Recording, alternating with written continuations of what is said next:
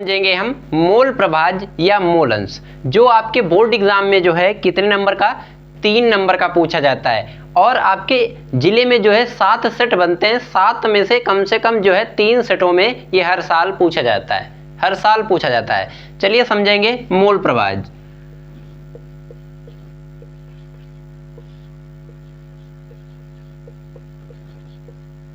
या इसी का दूसरा नाम क्या हो जाएगा, मोल अंश।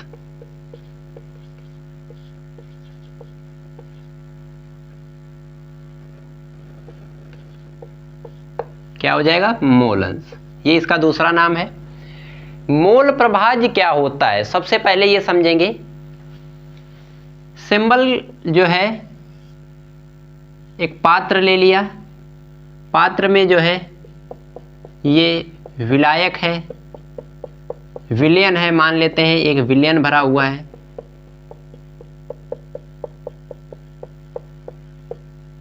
इसमें 2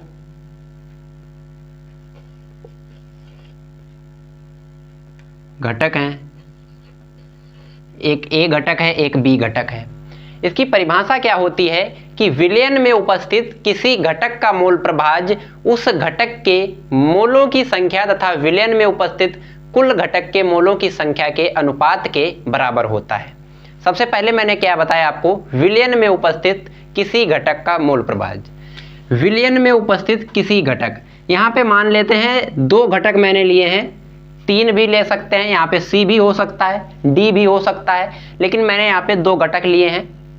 विलयन में उपस्थित किसी घटक का मोल प्रभाज, मोल प्रभाज को हम किससे लिखते हैं, ये आपका ऐसे करके होता है, एक्स करके जो होता है, एक्स भी बोल सकते हैं या काई भी बोल सकते हैं, मान लेते हैं एक्स। हमने बोला है किसी घटक का, तो ए का निकालेंगे, ए का निकालेंगे तो होगा विलयन में उपस्थित किसी घटक का मोल प्रभाज उस घटक के मोलों की संख्या, उस घटक के मोलों की संख्या तथा विलयन में उपस्थित कुल घटक के मोलों की संख्या। पहले तो इसका करेंगे, और जो मोल होता है, मोल को हम लोग काहे से लिखते हैं, एन से, आपको याद रखना है। ये इस हो जाएगा Na, इस वाले घटक के, फिर इसमें दोनों घटक हैं, ये दोनों घटक यानी Na, उसके बाद में क्या हो जाएगा आपका Nb, ये हमारा निकल के आ गया। यही हमारा फॉर्मूला होता है और यहीं से जो है परिभाषा भी बनती है, डिफिनेशन भी यहीं से ही बनती है। मैंने बताया यहाँ पे आपको कि विलयन में उपस्थित किसी घटक का मोल प्रभाज, विलयन में उपस्थित, ये हमारा क्या है, विलयन है, बोले तो सॉल्यूशन है। इस विलयन में उपस्थित 2 घटक हैं, मैंने एक घटक का निकाला है, यहाँ पे एक घटक का निकालेंगे तो हो जाएगा विलयन में उपस्थित जो है किसी घटक का मोल प्रभाज। मोल प्रभाज का ये चिन्ह हो गया। इस वाले मोल प्रभाज ए का जो निकालेंगे, ए वाले घटक का, तो बोलता है कि उस घटक के मोलों की संख्या, तो उस ए का है तो ए के मोलों की संख्या को लिख लिया मैंने, फिर उसमें दोनों यानी कि फिर उसमें उपस्थित कुल मोलों की संख्या, फिर मैंने इस यहाँ पे आपको जो है कुल, मतलब कि इसमें ए और बी 2 घटक उपस्थित हैं तो दोनों के बताया, यानी कुल, तो कुल का मतलब इन दोनों घटकों का जो है यहाँ पे मिश्रण रखा हुआ है। ऐसे जो है आपका पूरा यहाँ पे सिंबल बनता है। चलिए परिभाषा के माध्यम से समझेंगे। परिभाषा कैसे लिखना है आपको कि विलयन में उपस्थित, विलयन में उपस्थित किसी घटक का मोल प्रभाज, किसी घटक का मोल प्रभाज, मोल प्रभाज, फिर उस घटक के मोलों की संख्या,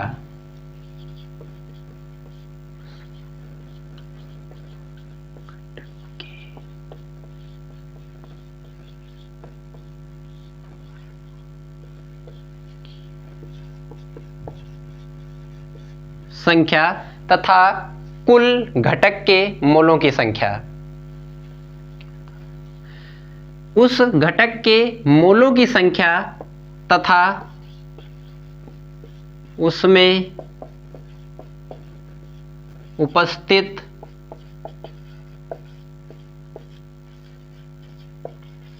कुल घटक के मोलों की संख्या। ये क्या हो जाएगा, हमारा मोल प्रभाज हो जाएगा। के अनुपात को, संख्या के अनुपात के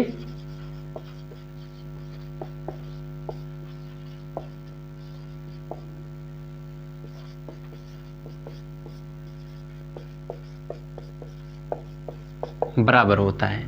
आपको समझना है, विलयन में उपस्थित किसी घटक का मोल प्रभाज तथा उस घटक के मोलों की संख्या तथा उसमें उपस्थित कुल घटक के मोलों की संख्या के अनुपात के बराबर होता है। ये आपको याद रखना है। सबसे पहले हम समझेंगे ए का मोल प्रभाज। दो घटक हैं, सबसे पहले ए का समझेंगे।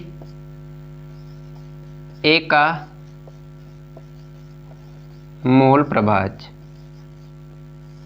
जब ए का मोल प्रभाज निकालेंगे तो क्या हो जाएगा, ए का मोल अपान में क्या हो जाएगा, कुल घटक के मोल।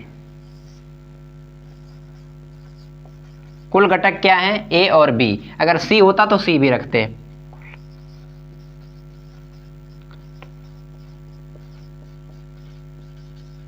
मोल, ये आपका ए का मोल प्रभाज निकल कर आया।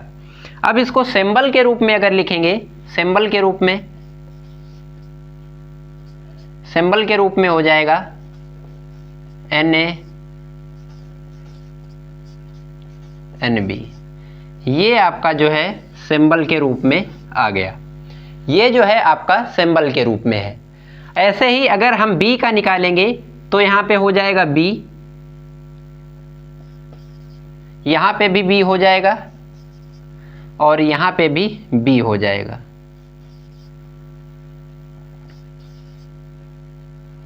यहां पे ए हो जाएगा।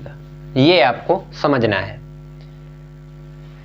यहां पे जो है बी, जब बी का निकालेंगे तो ए यहां पे रख देंगे और जब बी का और ए का जब निकालेंगे तब यहां पर बी रख देंगे। ये आपको याद रखना है। यहां पे बी रखेंगे। ये आपका जो है आपको समझ में भी आया होगा कि मोल प्रभाज या मोल अंश क्या होता है। ये आपका जो है बनता इसी से है। बिल्कुल, अगर आपको ये चित्र समझ में आ गया, इस कॉन्सेप्ट ये समझ में आ गया तो जो है आप परिभाषा जो है आसान तरीके से निकाल सकते हैं। चलिए सिंबल के रूप में लिख लेते हैं। इधर लिख लेते हैं जो आपका क्या है, आपका NB Na और आपका क्या है, एक आपका है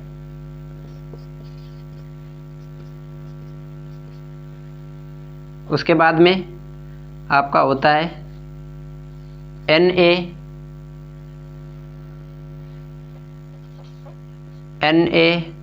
Nb और आपका Xb। ये आपको याद रखना है।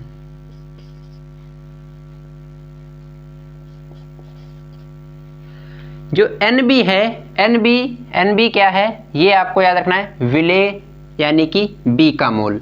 ये क्या है, B का मोल। जो NB है ये क्या है, विलेय का मोल प्रभाज जिसे बोलते हैं, सॉरी B के मोलों की संख्या है।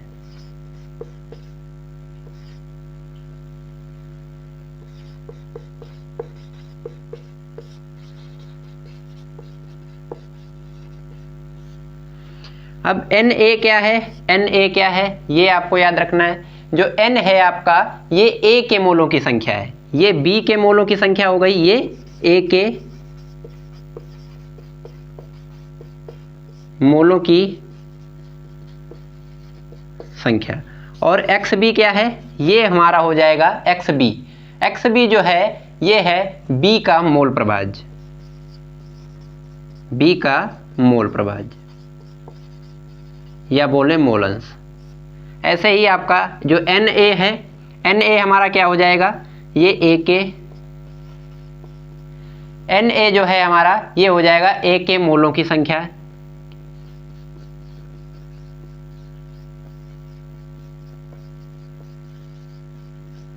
Nb जो है हमारा ये हो जाएगा B के मोलों की संख्या।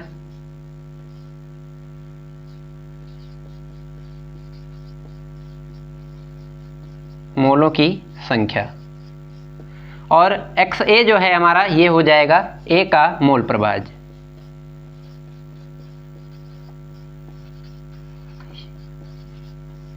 आई होप आपको ये समझ में आ गया होगा अच्छे से।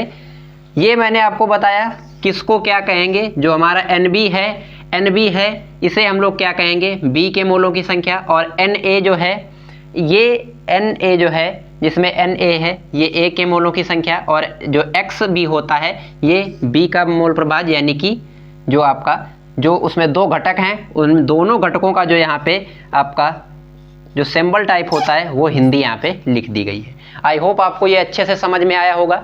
ये भी आपको याद रखना है, जो आपका यहाँ पे लिखते हैं मोल बराबर क्या होता है, मोल को हम N से लिखते हैं और मोल बराबर आपका होता है W स्मॉल और M, यानी कि जो आपका W होता है ये भार, ऐसे हिंदी में भी लिख लेते हैं।